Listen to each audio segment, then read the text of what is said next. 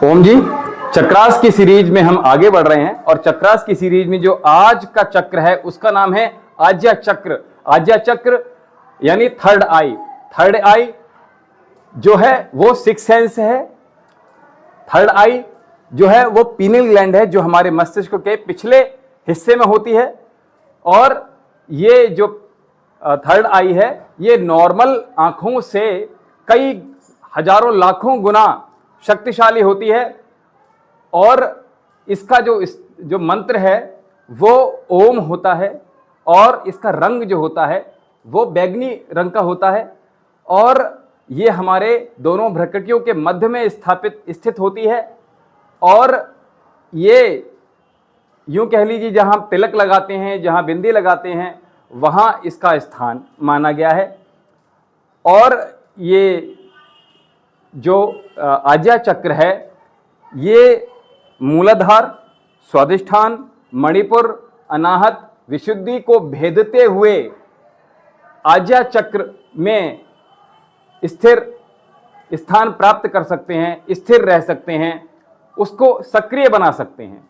और उसके लिए यम, नियम, आसन, प्राणायाम, प्रत्याहार, धारणा, उसके उपरांत हम ध्यान पर हम आ सकते हैं।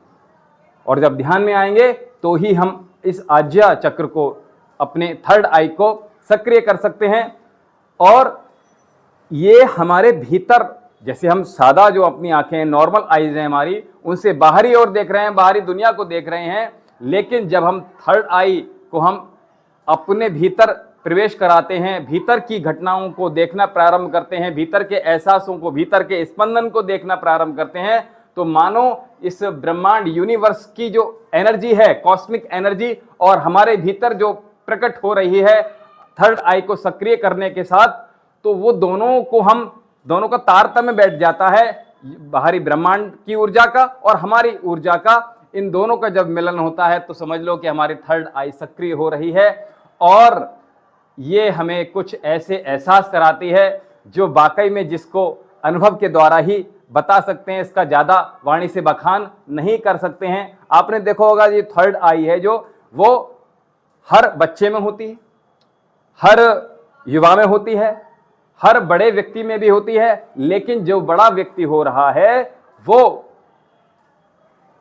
उसके अंदर एक चीज होती है कि वो धीरे धीरे इंफॉर्मेशन कलेक्ट करने लगता है। और इंफॉर्मेशन का जो काम होता है वो लेफ्ट ब्रेन का होता है।